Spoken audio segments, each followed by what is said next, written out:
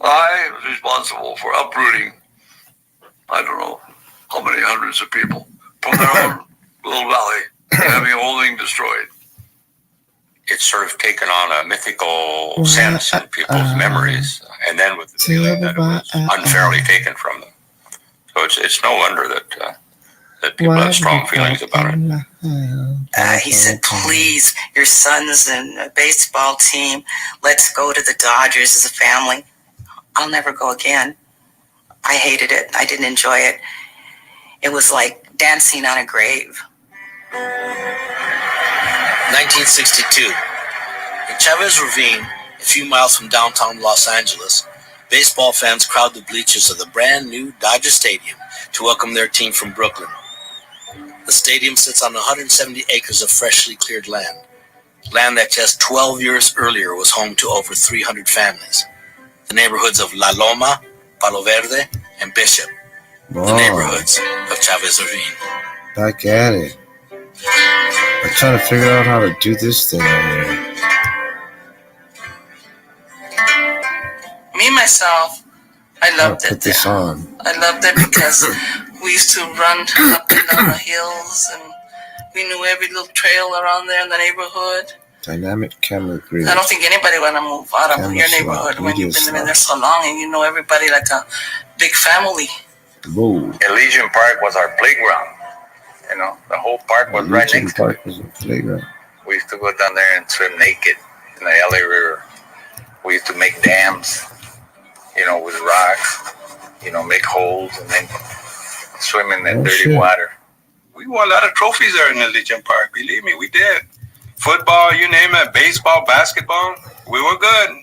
We would get to the playground, play the opponents, and come up with brand new uniforms, and here we look like those goddamn Eastside kids, you know, raggedy ass kids playing baseball. That other team, you know, I said, how could these guys beat us? This is plus. They were great times for me. Beautiful time. The layout. The processions. The lighted candle. The men would dress like Roman soldiers. They had this big drum. Boom, boom, boom. We would go through the hills. So this is why it was unbelievable when I seen all these pictures. I was really surprised. Cancel. And I never seen anybody with a camera. Who would take these pictures? Nobody would go up the hill and take pictures, and nobody could afford a camera. I was looking for a kind of a postcard view of Los Angeles. I had a friend who had a car, and we drove around looking and found this hill and there's a way to do this there. But then I looked down the other side of that hill I was standing on, and there was this community below me. It looked like a village. One per layout. Dirt roads and okay, so if I use this, going up the roads and people walking around. Where do I put it? Down here. The hill still exists right there. You can see it up the top. So I was up there, someplace when I took the shot. Yeah, he was up on Pine Street. The hill was right. Okay.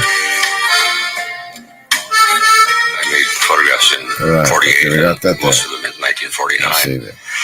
And I had very little luck in showing them or getting anybody to even look at them. Okay. Manage it for the setting. Okay. Got it. You know what you're listening to? Listening to a little story about Chavez Ravine.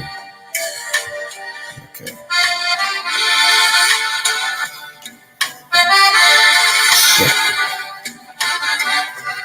Okay.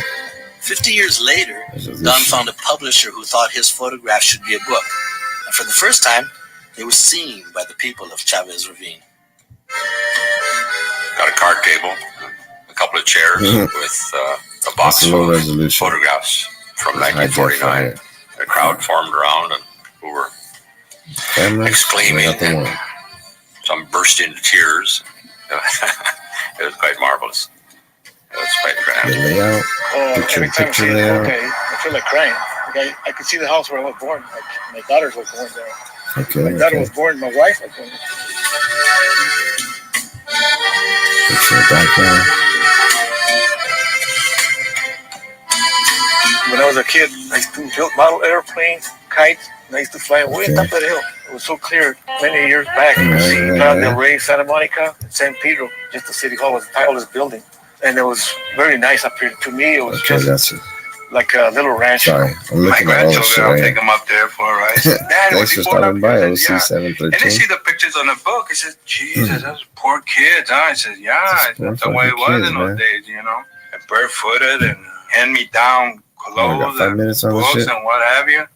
Nice. But you know what? We were happy. We were happy people. We used to make like sleds out of cardboard boxes from Kelvinator or Gafford and Saddler, and with the stoves or whatever came in, and just slide down. It was like a toboggan, except it was grass. About 20 minutes to get up there again. That was our recreation. Okay, that's already there. Okay. When I see now these pictures, and I was excited about seeing them, but then I was kind of mad, resentful about what happened when we had to move out. In July 1950, the city of Los Angeles sent letters to the residents of Chavez Ravine, notifying them that they would have to sell their homes to make way for low-income public housing. Yep. Frank Wilkinson of the City Housing Authority led the project. Our city was the first city in the nation to get the first $110 million in today's money for public housing in LA, where we were going to build 10,000 units. 10,000 units. Chavez Ravine was one of the prime places we found, simply because it was predominantly vacant. So you could build without displacing so many people. It was something that we must really place 300 hit something hard, people. you know, something like that happened. I mean, it's when they're going to throw you out. They were forcing us out, really. They would tell us, if you don't sell, we're going to condemn your property. You won't get anything out of it. No, the fuck you gonna do anything like that? A lot of people there. The housing authority, as a public entity, has the right to buy your home. Mm-hmm. They'll pay you a fair market value, and then you are required to sell. That's the power that we had. And I prepared a certificate to every family that I visited there, and I visited all those people, saying when the project is built, you and your family will be the first priority to get there. You can pick the part of the project you want to live in. That never happened. They never built anything like that. They never built anything. They just went ahead and built the Dodger Stadium. And Richard Nitra and Robert Alexander were picked as the architects for the site, and they worked for months designing, writing, doing beautiful plans. As we had playgrounds, church, school, everything. We were completely idealistic and feeling that what we were offering was good for the city of LA, but good for the people who were being displaced. We were going to have first crack at moving into those projects. Now, if you can imagine 100 acres of lush, green, beautiful hills, and a handful of Mexicans living there with vegetable gardens and a few pigs and goats and a little church, and, you know, being all condensed in a little postage size tenement. It just doesn't make any sense. It simply doesn't wash. We were ripped off. My dad made a mistake. You know, the guys from the city came and knocked on the door, and they offered him $9,600. So my dad said, wow, you know, I really made some money. You know, I made a killing. That's what he thought. So when we moved out of there, bigger plans, and my dad had to buy another house, they were $9,600. They were $15,000, $17,000, $18,000. Right. They didn't want to move. They didn't want to lose their friends. They didn't want to lose their homes that they built from nothing. Some people didn't move. You know the story about what happened there. But the majority of the people moved when they got their initial papers because they didn't think that there was a way to fight it. Our community, our barrio, was well represented in World War II. And some of our GIs, our veterans, were coming home from the wars. And at that time, they were getting the news that the people were going to be uprooted from the neighborhood. And I remember my uncle meeting with some of his war veterans in front of my grandma's house. He says, there's a bunch of bullshit what they're trying to do to our parents and to us. our government was good enough to take us out of our neighborhood to fight a war. We come home to what? To find out that they're going to outroot us from our neighborhood? That was a bunch of bull. Bunch of bull. Chavez Ravine, man. So they told him you need to sell out, or we're going to kick you out. Bad. And supposedly they were going to build affordable housing or something like that. Meeting How the over fuck did Dodger Stadium get there? With You know what I mean? City officials bullshit. and community people. Mm-hmm. And my grandma Definitely got up, bullshit. and she says, you don't have no right to, in Spanish, right? She says, you don't have no right to buy us out or kick us out of our neighborhood. A lot of my kids, a lot of my grandchildren raised and born here. And then she says, besides you bastards, East Lopes, my son died for my property. Can you replace my son? And she started crying. That was it. It was very sad that we had to move away because we were like a big family. And a lot of my friends were there too, my cousins. And the one that really You'll never be the hurt man. me a lot was my grandmother. We were very close with her. My father bought property out in Lincoln Heights. Lincoln Heights. And she couldn't go with us because we were too many. Had a couple of girlfriends from there. I remember looking at my house. I knew I wasn't going to see it again. I just looked at it once and I refused to look at it again because I knew I was going to break down. My mother was already all broken. And she needed somebody to be strong for her. Oh, I got it. Good. My father built the house. I was born there. It had a vine growing, and it covered all the roof in the front. And in spring, it looked like it was wearing a white crown. Nice, huh? So we moved away. It was gone.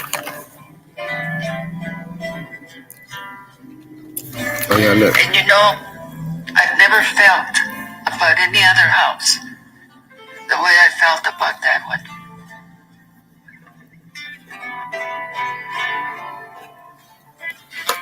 By August 1952, Palo Verde, La Loma, and Bishop had become ghost towns. The city's acquisition of the land designated for the housing site was nearly complete. Condemnation proceedings were underway against a few property owners who still held out. It was in one of these hearings that the Elysian Park Heights housing project was dealt an unexpected blow. Elysian Park Heights. We had a tremendous support for the program. Pretty well finished the engineering and the architectural work. The only people who were opposing it were what is commonly called the real estate lobby. It was headed up by the Apartment House Owners Association and other people like that. They called it creeping socialism. They were trying to discredit it every way they could. You can never keep a good man down. You hear that? Trying to kill the program. We should have been more suspicious than we were. As I remember, it was a very large site with vacant land, but the owner of that property was a Oh yeah? Los Angeles, California.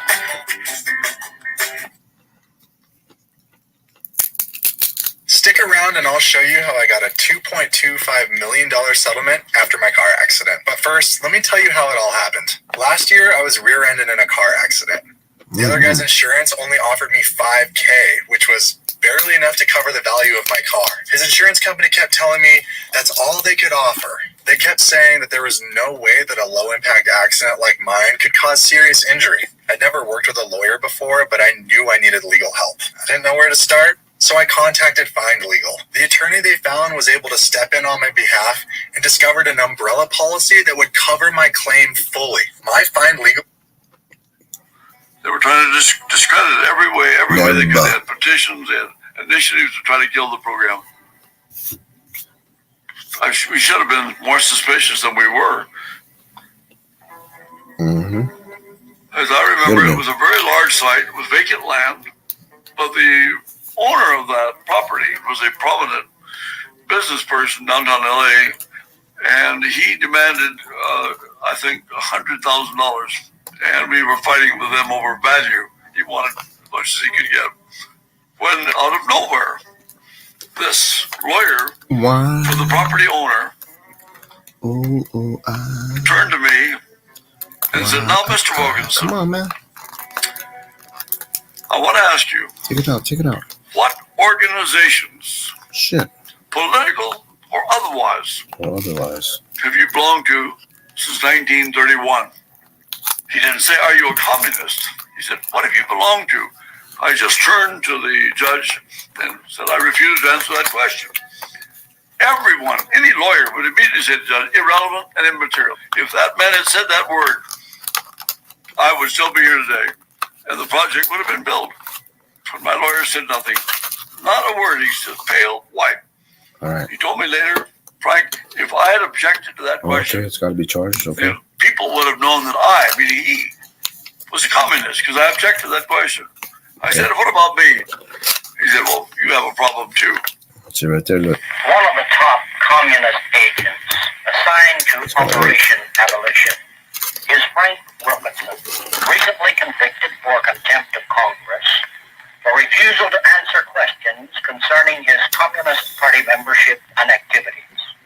Listen to this interview closely because in it you will hear Frank Wilkinson, a communist agent, explain his communist jargon.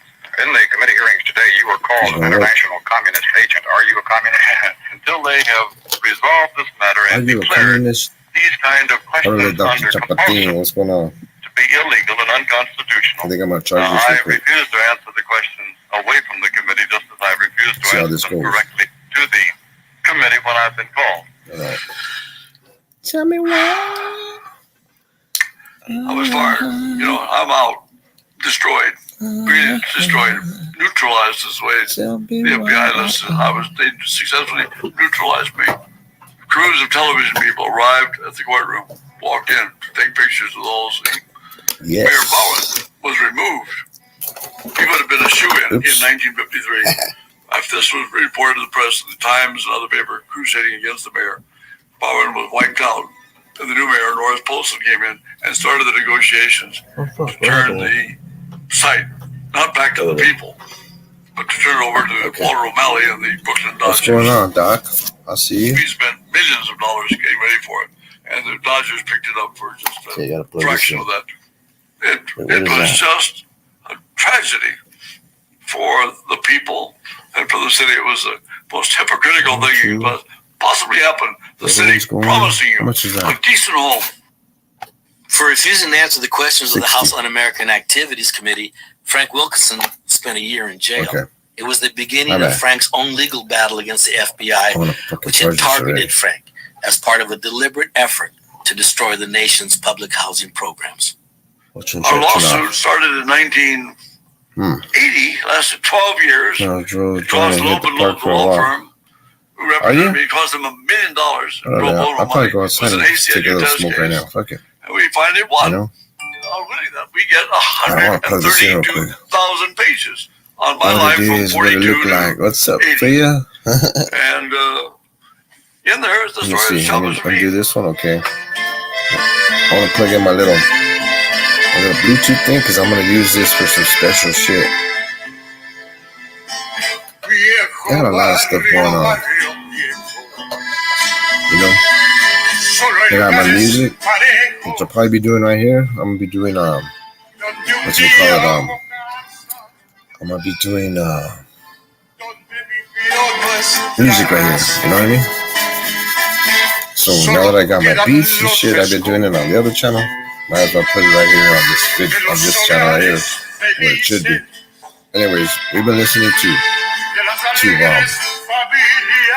the plight of the people in Chavez Ravine.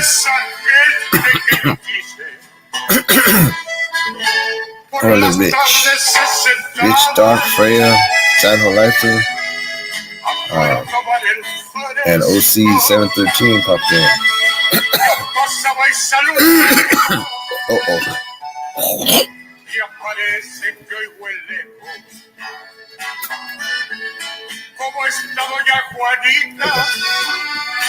Very, very good. Freya says, hey, bitch. Yeah, this is the, oh shit. I keep hitting that. Rick Riley.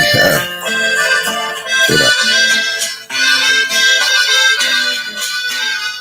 Chavez Ravine. A Los Angeles story. I'll be back, Jack. Okay.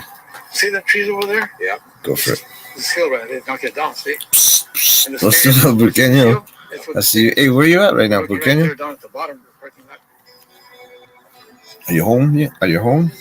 Did you even go out today? I'm sure you went out, right? Get a little bit of money. They had to lower the hill. A little cash. So they can have room for the stadium. See, now they're talking about the stadium. They lowered the hill. They lowered the hill. Dirt covered the whole valley. And the dirt covered the whole valley. So they took the valley out. They just put all the dirt in the valley and made it all fucking flat to put the fucking stadium, the Dodger Stadium. You know, on the floors and everything, and just left the walls, and they just fill it with dirt and eventually covered it.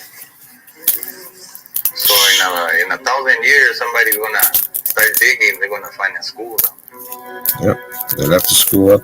They just took off the when roof I and saw filled it the up with dirt. bulldozers moving the land, I said, you know, I'm never going to go see a Dodger game, though I was a Dodger fan. Man, I and went we're to back. one reunion, What's up, Timo? and they handed the Dodgers Where you guys at? olive branches symbolically. We're over here. I was 2 months old when the Dodgers moved He's to Los over here. Angeles.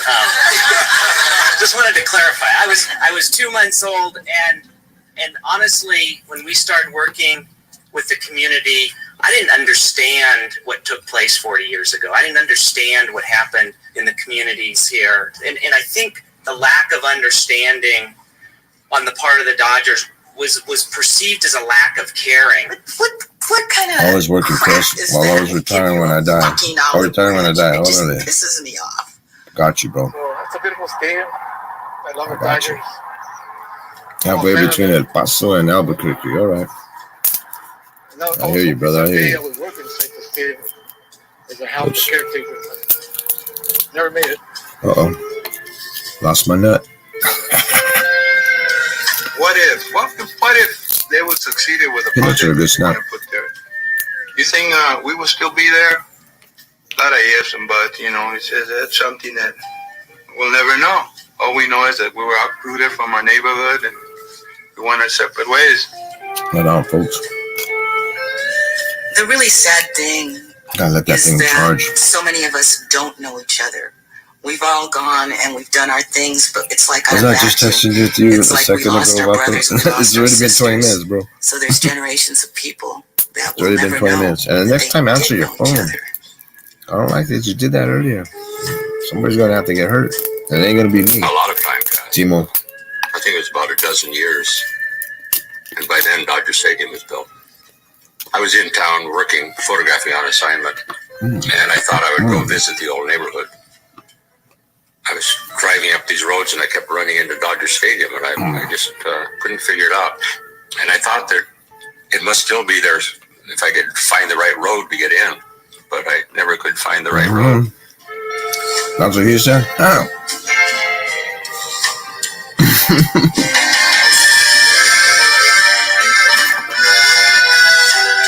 Music streaming. Actually calls. Then you're gonna come and have that stuff. Come up. Use it in different ways. I'm glad they still had it, man. Went to the Walmart and couldn't find it anywhere. So finally on one of the check stands it was right there. I said, oh fuck. So I grabbed it. I was just loving this story, yeah, the Dodger Stadium thing.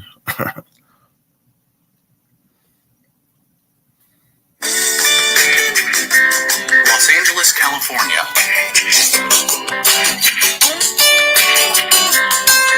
Recognized the world over as the land of perpetual sunshine, freeways, and tourism. This sprawling metropolis is also the cultural and economic epicenter of the western United States. Right. You know, the big Hollywood sign overshadows LA, and everyone thinks that, you know, Los Angeles is all about, you know, fancy cars and movie stars. But in fact, we really have a humble blue. LA Rich was a pueblo, a real says the humble pueblo dot. next to a river. You are about to see the rich history of the people who came to El Pueblo de la Reina de Los Angeles and their legacy, which enabled Los Angeles, or the City of Angels, to eventually blossom into one of the largest, de Los Angeles. most culturally diverse, Our Lady of the Angels, and Nuestra exciting Senora. regions in the world. This guy don't know shit. Trying to fucking name it something different right there. Fucking guy don't know his history. Well, it may be blue on the outside, but you know. King Carlos III of Spain ordered the creation of towns, or pueblos, in Alta California to provide food and resources for the Spanish army. In 1781, El Pueblo de Los Angeles was founded, becoming the second civil settlement in Alta California. Los Angeles was not a British colony. Thank you for your trust and respect, Crusty. Held No by problem. French. No problem. It was part of the We're Spanish good. We're good, Empire. Freya. All of us in the New World, in the Americas, North and All South good. America, are here because of colonialism, We rocking this. empire building, and the slave trade, which Nothing's made it gonna all stop it. possible. The original settlers of El Pueblo, the pobladores, were poor, illiterate farmers recruited in New Spain. In 1781, 44 pobladores made the Kenny, what do you got 1200-mile like? journey to found the new pueblo. Basil and Pobladores had a variety of Albuquerque. backgrounds, including Spanish, Indian, We got about 3-4 hours. 3 hours maybe. History of the city is very varied. Of the original pobladores, We gotta go 26 smoke, of the original 44 people had some degree of black blood. The pueblo was becoming an agricultural center. Are you out there right now, Doc? Tonga At the park? Indians as a workforce. Many of the Indians had been laboring for the nearby San Gabriel mission, one You're of over there, aren't you? 21 missions established under Spanish rule to 21 spread missions. Catholicism in Alta California.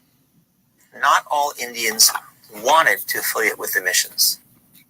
So you had essentially two different strategies Damn, these fucking natives peanuts could are good. pursue. One, go to the mission, 2 hours. live under Okay. the belt, so to Hatch speak. and Socorro. And then Okay, when got you. you could work in the household of a Spanish Yeah, I settler. was trying to figure it You out could in my actually head. hold on to more autonomy in your Not own too life. far off by an hour, no.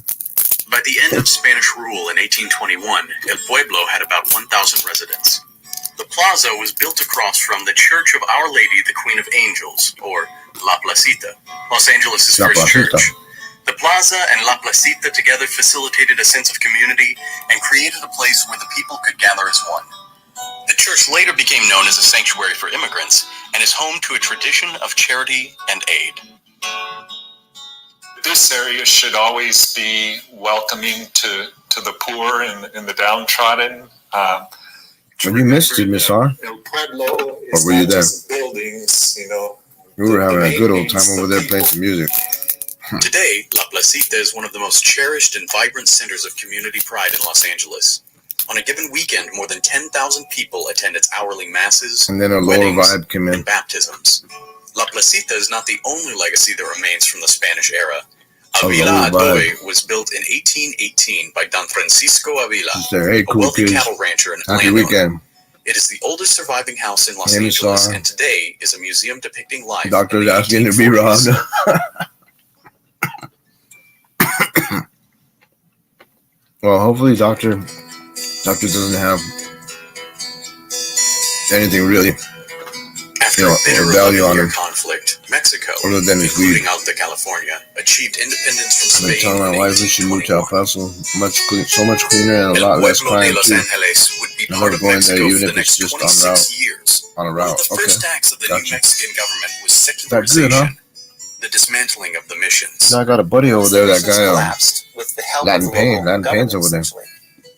All In El the missions Paso. lands, for the most part, He seems were to dig taken it. by soldiers and settlers. Small You plots dig it. of each mission I trust you, were you know, given what you think. back to native peoples. But most of the Texas mission like territory was redistributed under a new system of land grants. Like most of the time, recipients of this land, a small number of privileged and well-connected people established larger ranches, or ranchos. These owners, called rancheros, enjoyed a lavish lifestyle with elaborate parties, gambling, and bear fighting. Many traveled long distances to El Pueblo, which was the center of their economic, religious, and social lives. Many of the Indians and Mexicans who did not receive land became laborers on the big ranchos. Rancheros have a pretty significant role to play on the landscape of Southern California through the entire mission period and well after secularization. Is it an egalitarian labor system? No. The notion that this is an equitable distribution of goods and labor is not true. It's drier than Albuquerque? He was born in San Gabriel Mission, who had become one of the most prominent Californians of the 19th century. I thought everything was humid over there. Or simply Pio Pico, spent his youth climbing the political and social ranks in California and became a successful businessman and landowner. Pio Pico had a lot to do with At 31 years old, he Los became Angeles. governor of California amidst great political He was the turmoil. governor. When the mail from Mexico reached my hands, the first communication I opened was that of my being named governor, which I concealed, keeping it in my possession for about 4 months before I made it public because I did not want to be governor.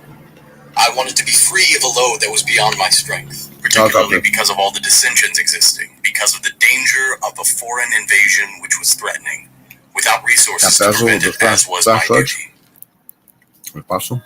Pico was concerned the growing power of the United States would threaten Alta California, and his fears East were not Texas and unfounded. Southwest Texas. The Mexican-American War began in 1846, and by 1847, Los Angeles was officially American. The flourishing rancho system in California was doomed. However, when the California gold rush began 2 years later, the dramatic population increase drove up the price of beef, bringing a final wave of prosperity to the rancheros. But by the mid-1860s, the era of the rancho was over. It was over.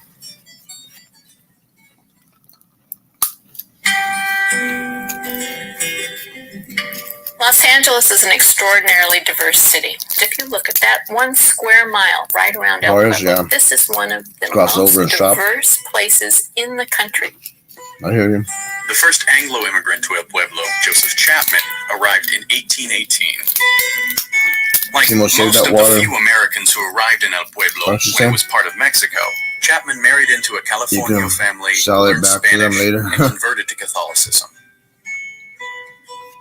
The Italian community began to arrive in the 1820s, many of them migrating west from their ports of entry on the east coast of the United States. 1820s, Italians came into Los LA. Angeles, they encountered a climate that was more hospitable.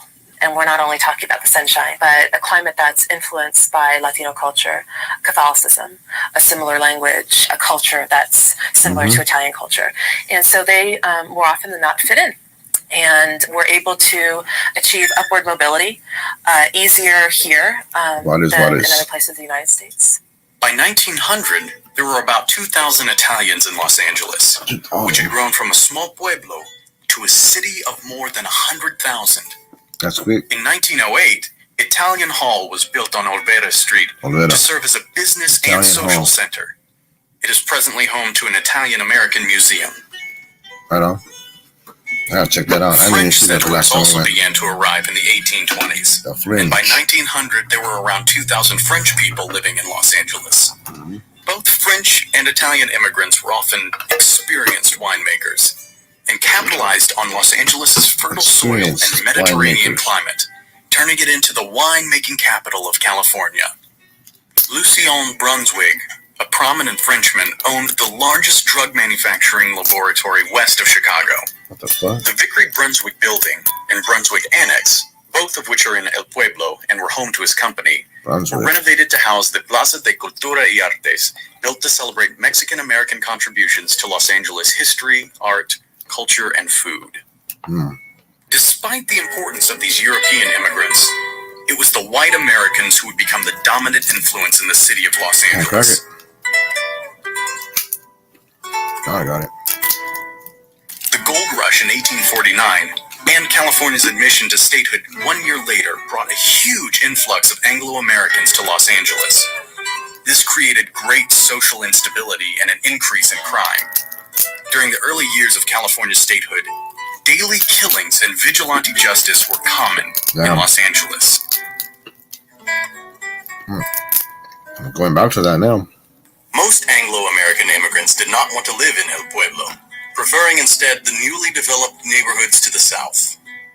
This population shift caused El Pueblo to fall into disrepair. Pio Pico, former California governor, was distraught about the decline of his beloved pueblo. He built Pico House in 1870 in order to rejuvenate the ailing area, and it was hailed as the finest hotel south of San Francisco. Pico House has gone through many changes over the years and is now a venue for special events.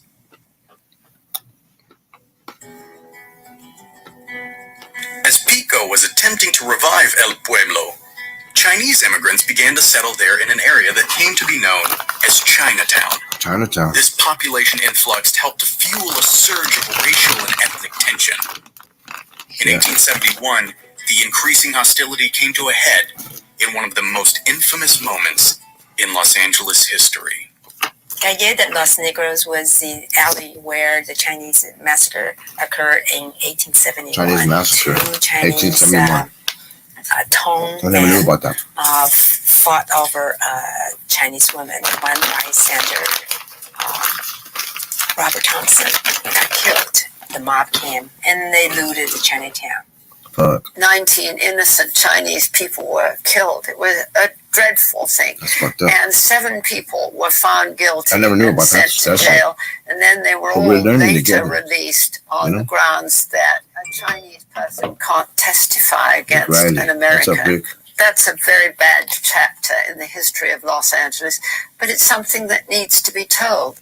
Nearly 1/10 of the Chinese population in Los Angeles was killed in the massacre. But the public reaction to the Chinese massacre brought about an end to vigilante justice in the city. There you go. Although many Angelenos during this time looked down on the Chinese, in 1890, a Frenchman named Philippe Garnier built the Garnier Building in El Pueblo to serve as a place of business for the Chinese community. It now serves as a Chinese-American museum. Chinatown had fallen into disrepair, and in the 1930s, its residents were forced to vacate their homes and relocate to make way for the new Union Station. Oh, shit. The people in Chinatown were given 24 hours notice. 24 hours, one day? And then demolition began. To get the fuck out? And at that point, they had to scatter. That's fucked and up. they left behind so much. This That's really fucked up. moment of tearing down old Chinatown really marked a change for the Chinese community in Los Angeles because this center of life was completely destroyed. Although old Chinatown was demolished and relocated, another historic part of El Pueblo, Avila Adobe, was saved in the late 1920s by a determined woman named Christine Sterling. She led a movement to recreate the most famous street in El Pueblo, Olvera Street, as a traditional Mexican marketplace. Olvera Street is now a vibrant thoroughfare of colorful shops and restaurants. But during Sterling's time, the street had become a rat-infested slum. Wow. Christine Sterling had ideas that were appropriate for the time. Here she was in the 1920s and 30s, and she sees this wonderful old building, the Avila Adobe, and she realizes that it's about to be torn down. There's a condemnation notice on the door. Gotta keep it She fresh. gets people involved to help, including Harry Chandler of the Times. They managed to raise some money and save Olvera Street as a Mexican marketplace. Because the people without a knowledge of the history is like a tree without roots. American society underwent massive upheaval during the Great Depression of the 1930s. As American jobs were lost, the government began deporting Mexican citizens, and free speech was restricted throughout much of Los Angeles. The Plaza of El Pueblo, however, they couldn't was an talk important what they exception. wanted to. Both the Speak shape your of the mind. plaza as well as its central location Hold on there. renders it an ideal place for convocations, speeches, parades, activities. Nice. It is the heart of Los Angeles culturally, if not economically. Oh, shit. I think that's a quite wonderful use of the park and the plaza, that people could say what they thought and Kind of not crazy. be They always trying to take criticized away for it. these channels. Maybe they were criticized, but not Right. punished. In 1932, the renowned and politically active Mexican muralist David Alfaro Siqueiros was invited to paint a mural on Italian Hall on Olvera Street. Now they know of Siqueiros' politics. Yeah, free speech for me, but not for thee. Exactly. Their desire is to show a scene in keeping with the thematic content of Olvera Street, which is a quaint Mexican village. Senoritas and dons singing and playing their castanets, and the parrots and birds. They give him the title Tropical America. To which Siqueiros responds, Yeah, Rick Riley's just sending me all kinds of shit right now. I will give you Tropical America. And so he creates then what has now become one of the most controversial murals in the history of the world. Siqueiros' mural is a depiction of American and European imperialism in Latin America and a profound political statement. Yep. Many Angelenos were shocked at the perceived anti-Americanism of the mural, and most of it was immediately whitewashed. It wasn't until the 1970s that the idea to restore the mural took hold. Damn, they're getting crazy out there. This was emblematic of a new era for El Pueblo, one that today celebrates its inclusive history.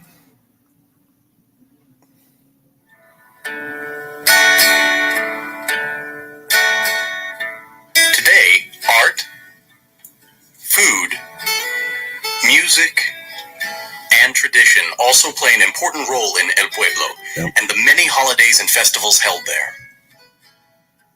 Among the largest are the Blessing of the Animals, Yeah. Cinco de Mayo, Cinco de Mayo. and El Dia de los Muertos. Dia de los Muertos. That's right. El Pueblo exists, whether you know it or not, in the hearts of every person in Southern California.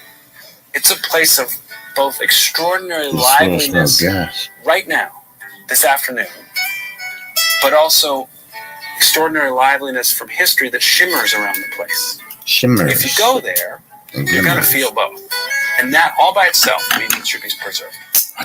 You look at the plaza and you look at El Pueblo, that is the core from which the city radiated.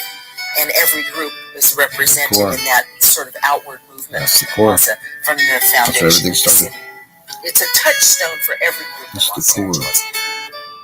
You can feel the history. I mean, when you go into these buildings, these are some of the oldest buildings in California, and you feel the history of LA. Sure does feel like that when you're there, yeah. At least me.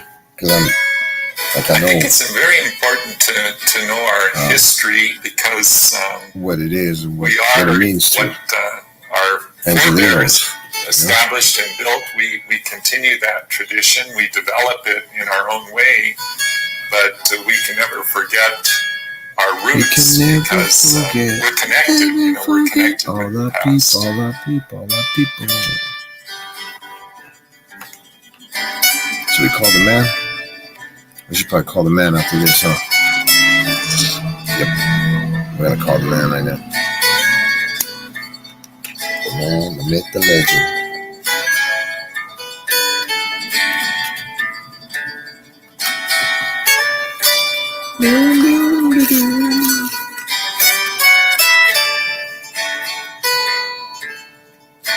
Okay. Oh, whoa. Okay. Let's do this. Check it out. Wait, hold on. Hold a minute. Okay, here we go. Let me see my messages.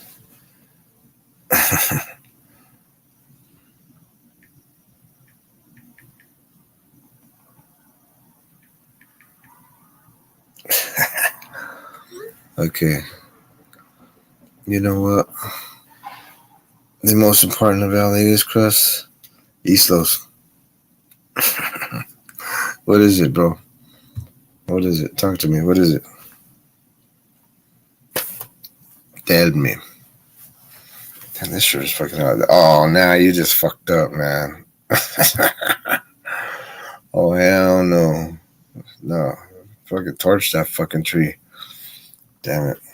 That's not cool. That is not the most important anything. No. It says, so says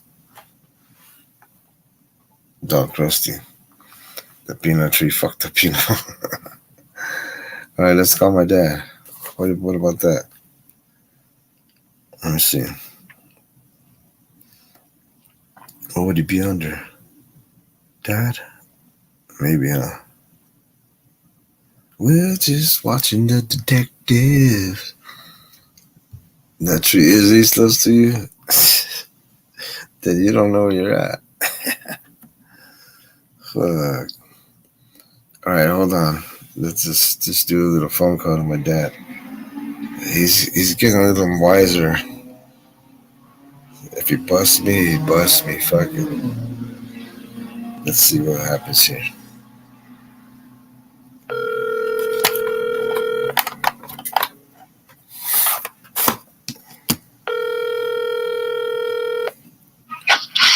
Hello? What? How are you, Keaton? What do you want? I just got home. I was figuring that right now. I was like, he's probably gigging. No, all day. Damn, how many places did you play? I played one. I played it smart this time. They had an early event and a late event. You did them both? Yeah, I got the 1,000 bikers. Shit, 1,000 bikers. What the fuck? Yeah, that was fun. They know me. Right. So, it was good. They fed me. They know me. They paid me. They like my music. Their women danced. I got to play. I'm grateful that I can play. Right. Oh, but then I fell down. Oh, shit. Yeah, we were sitting down, and they were going to give out like a raffle or something, and the MC pointed over to where we were, like, hey, can you turn up the volume? Because we had it down. Right. I was sitting down, and Joe brought his monitors, and they're real small. Right. Kick-ass speakers, Chris. I cannot believe how good these things are. Pretty good? They're called Altos, about $149 each. All right. They handle so much power, it's ridiculous.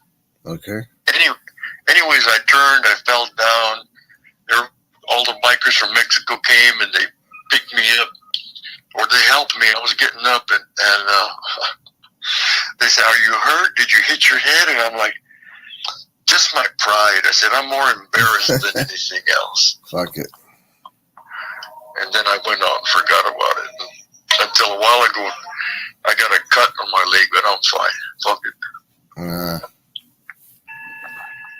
It's just a flesh wound. Yeah, then I did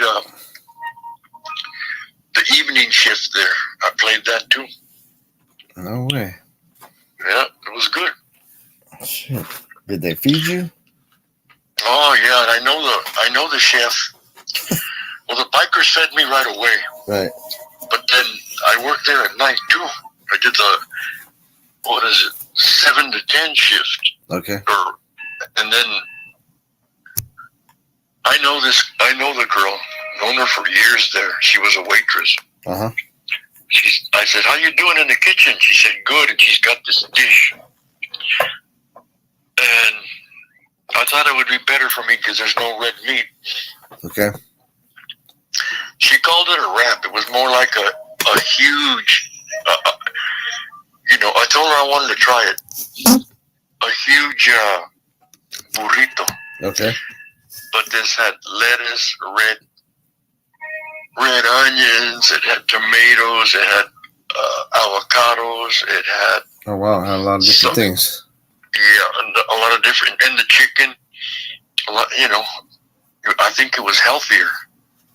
Good. Possible, yeah. So I ate that. It was great. It was great, but I couldn't finish it because I had to get back on stage. Anyways, it was all good. Right on. You know, I'm doing what I was born to do. I love it. I'm grateful. I wake up. Thank you for letting me play another day. Right. Any songs stand out today? Any what? Anything stand out today, like songs or something? Or some crazy person in the crowd? There's always that.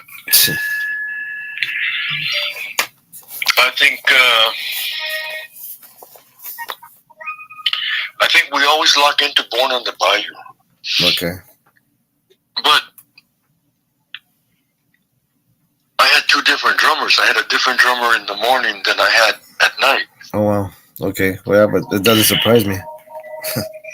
But I couldn't get a drummer who wasn't booked to do both gigs. Right. Although Jeff Cavell wanted to do it, but I said, no, man. So he couldn't do it. And so I got Michael from Chole. Yeah. Johnny's friend. Yeah. From way back. Okay. And he played the evening shift. And I'm glad, he's got his own beer company. Oh, wow. He's got his own beer company. He's renting property. He's doing good. Yeah. But he wants to play. He's got a gig for me. I don't know. I gotta check my calendar. I'm gonna go play with his band. Sounds good. Okay. A lot of playing. It's time to record. Time to record. And you, what did you do? I got some shit going. I had to work today. Hey, but last night we kicked ass. Oh, yeah? Yep. We kicked ass. We sounded good last night. And we sounded pretty good for playing with all those bikers. It was good. But I play the right kind of music. Yeah, well, you know your audience. Mm-hmm. You know what they want to hear, what they get excited for and stuff, what they dance for. They don't want to hear the shit from today. Let's put it that way. That's for damn sure. So it was good. Right on. I had a good time. I survived the fall. That'll work. But I'm glad to be home. Tired. A little tired. Well, get some rest. I am. I'm sitting down. I mean, sleep, go to bed and all that. Yeah. I crashed early yesterday to prepare for today. Are you gonna play right now? Or you already played? No, I still gotta play. I have to play. Victoria just got home and she said, I'm gonna retire to my quarters. I told her, okay. I still gotta play. All right. So there you go. Fuck it. Mm-hmm. Damn. So what did you do at work? Just handle my shit. Took care of business. Just did that, came home, chilled out. That's it. Pretty much. I came back and I had to go run some errands. I went to my old gig in Walmart. Oh yeah, why? To go buy some shit from Walmart. Oh, I thought you were gonna go visit you probably don't have any friends there left. There's actually a couple. There's a few left. A lot of people left, and Yeah, that's high turnover.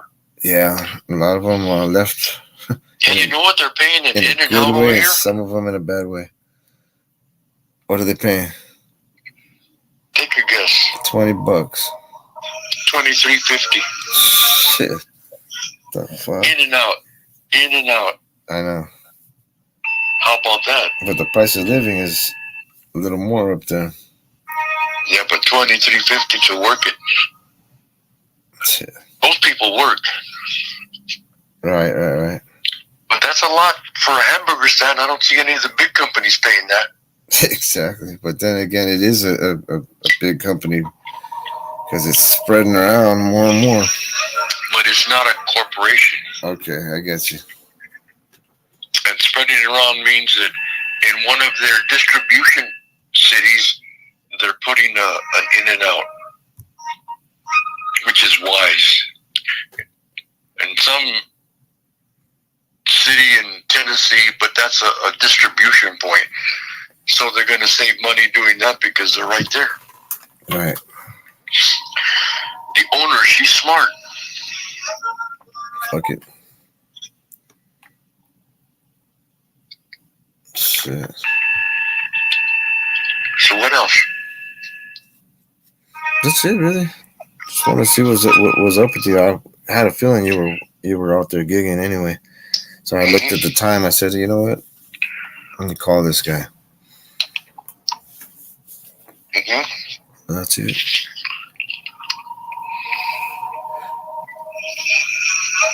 That is it.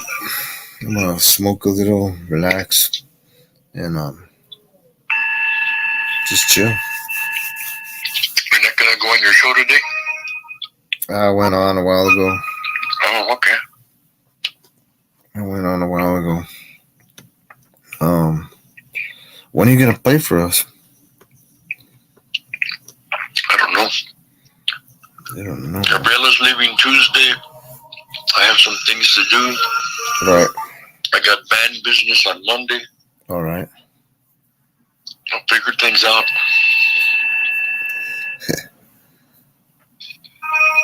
Fuck it. Mm-hmm. I get busy. It's better to be busy. Huh? It's better to be busy Yeah. than to not be busy.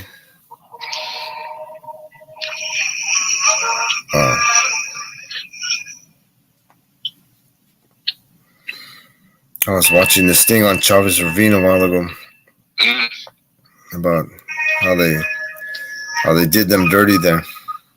How they kicked out the Chavez family. Right. I know. I was there. Yeah.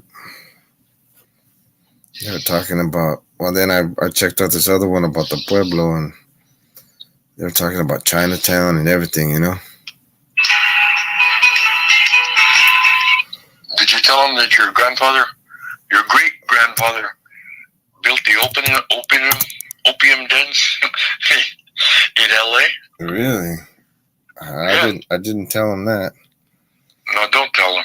Don't tell him. Keep it to myself. Yeah, because there's catacombs underneath Olvera Street. Right. Yeah, I know about that. The opium dens were down there, and your grandfather, being, he did that. My great-grandfather. Mm-hmm. Don Victor. Yep. Victoriano. That's right. Or when his wife was pissed off at him, he was Bartolo. That's what she called him when she was mad? Yeah, Bartolo. What was that? His middle name or something? No, I don't know. That's between it was just the name that they knew? No idea. It don't make no sense to me. Oh, wow. But it made total sense to them. Yeah, because he laughed and walked away. God, I miss him. I haven't seen him in so long. Right. My grandma, jeez. Candelaria. Mm-hmm. But,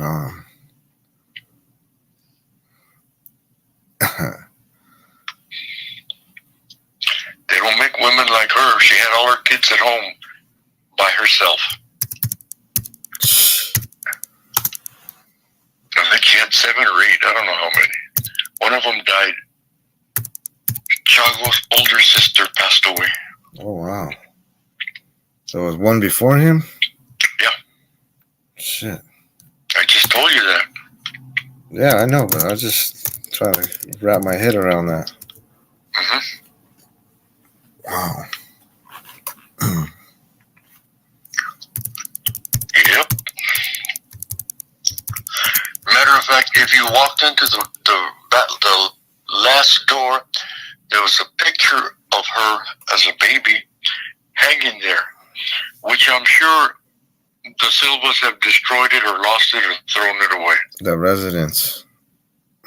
Mm-hmm. I don't know what kind of city or what kind of Silvas those are, but No, they're the same as us, except they're different. I ain't the same as them. We're all connected. Fuck that.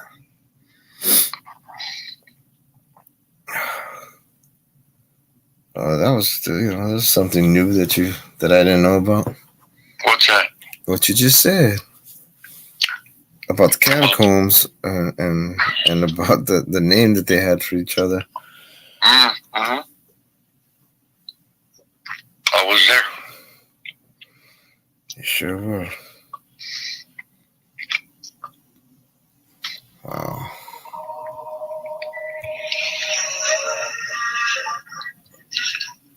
So, anyways, that's all I got. Sounds good. We'll see how I wake up in the morning. Yeah. We will see. What are you gonna do tomorrow? Just open. I don't know. I got some shit I want to do. We'll see. I was gonna go to LA. I'm not. I guess. Fuck. We'll see. We'll still see. I got to do a couple things with the car and a couple things here, and then we'll figure it out.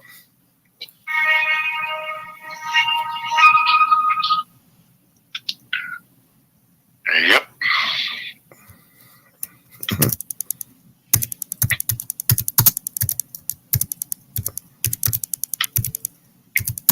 And what are you gonna do in the 4th? Good question too. I don't know. I'll wing it. Look, I don't know. I don't know what everybody else is doing, but I'm gonna be all right. Either way, You're gonna what? I'm gonna be all right. I'm gonna chill. I'll figure something out.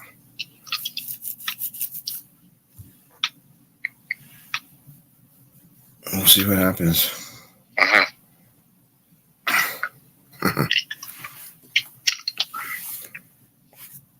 I gotta take Gabriela to the airport. That's in the beginning of the week. Tuesday. The 4th of July. Yeah, I know. Fuck, we work Monday, then we're off Tuesday.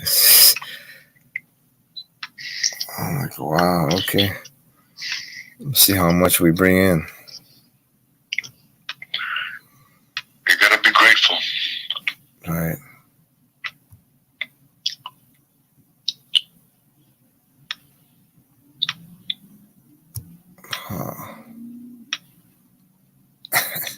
Other than that, everything's good, kid.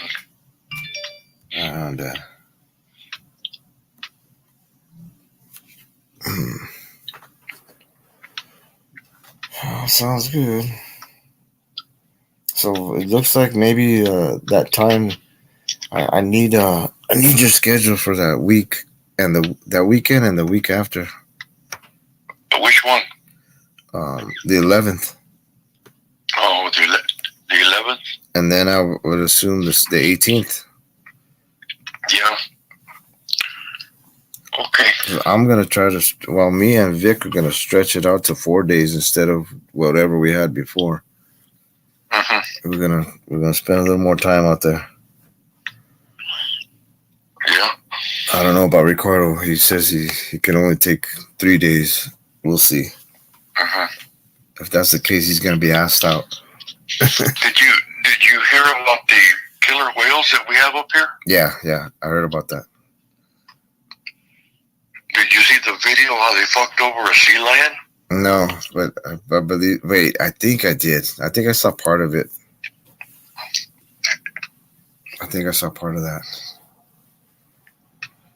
Yeah, but these ones came from Vancouver Island. They even know who they are.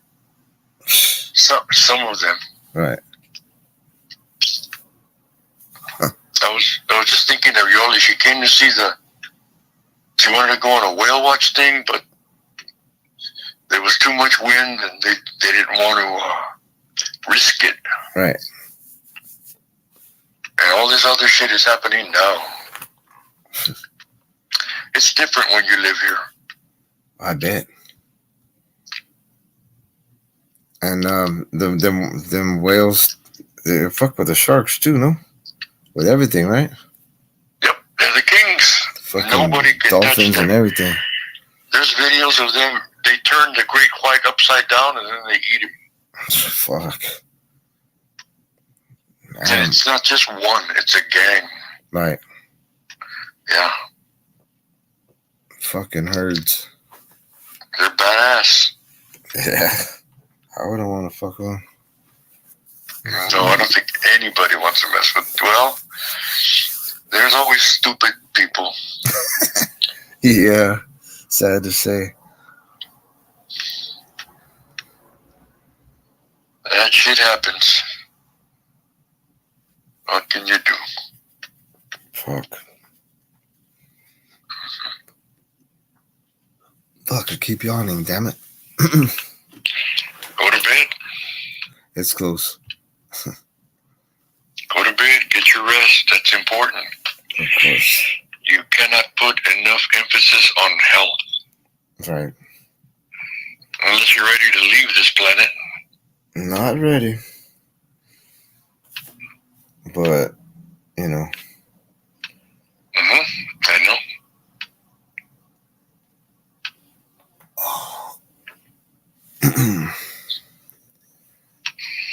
Yeah, we'll see. So, in a month or so, a little over a month, it looks like right now. And that's good because that'll give me time to take care of some shit. Okay. But the 11th of what? Not this one, the next one. August, okay. And the week after. The weekend after. All right. Figure it out. Yeah, I don't even want to pay attention to that anymore. I missed a booking. I double booked. I just did something that I don't normally do.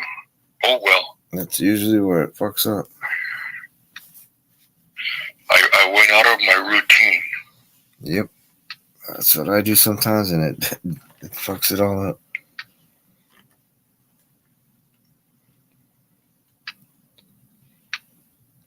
Damn.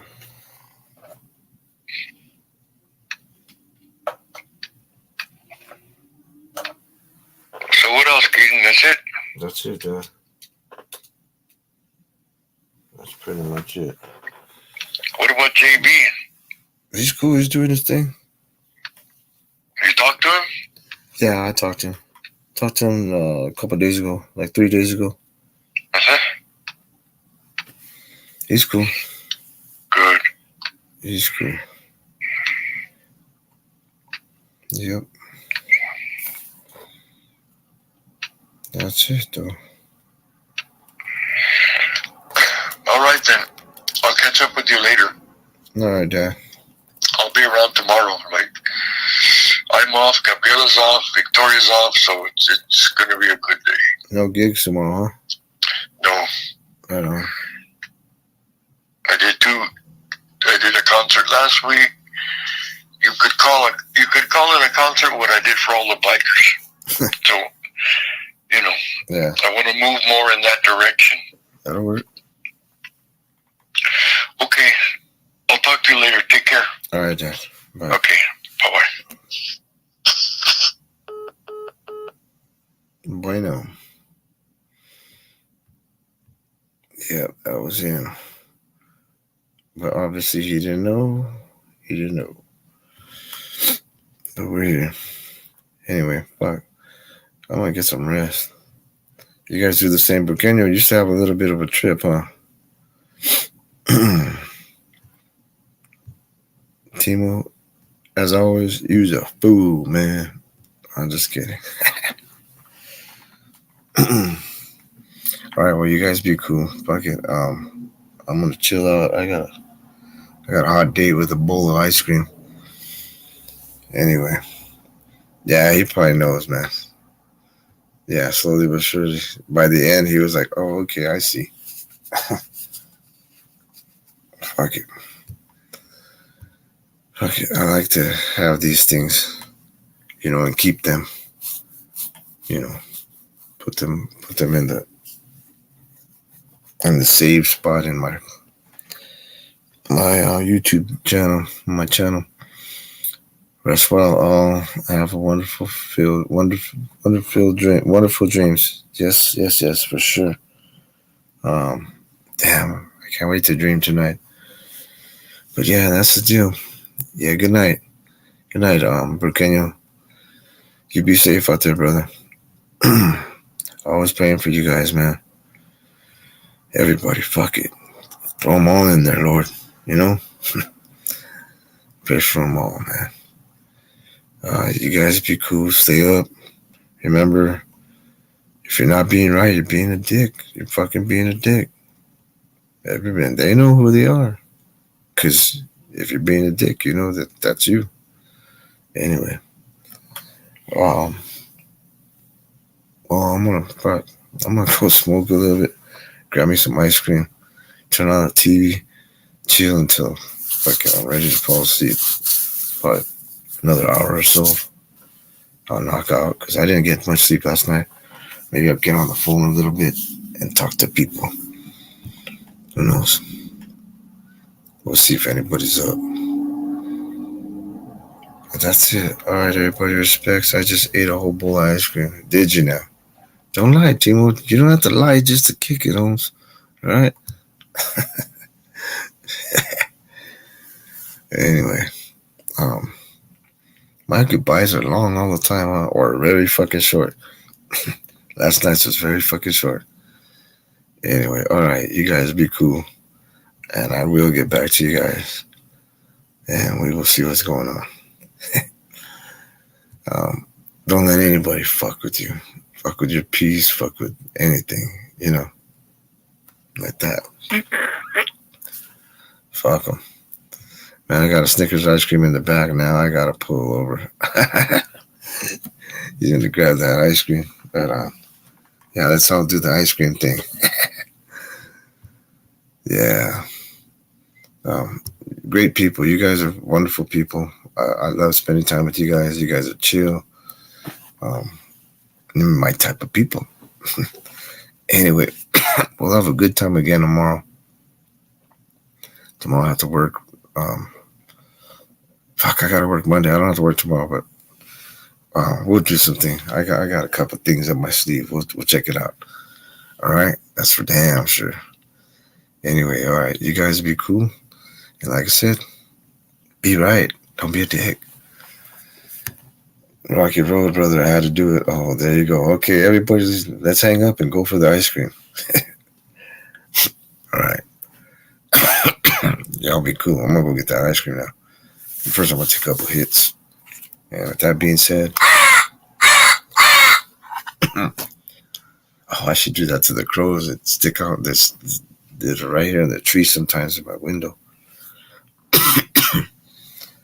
Anyway, it's that crusty motherfucker saying good night, people. You guys handle your shit. Don't ever let anybody stop you from doing what you want to do. Do what your heart wants you to do, man. Be true to yourself, and yourself will be true to you. All right, peeps. You guys have a good one. And I say good night or good morning, depending on where you're at on this fucking balloon, this globe right here. All right, you guys. Timo will get at you in a little while. Or go to sleep. Don't answer. Yeah. Keep doing that shit, Timo. I'm gonna have to make a trip over where you're at. Set some shit straight, motherfucker. All right. I love you guys. Shake it easy. And I'll talk to you. Good night.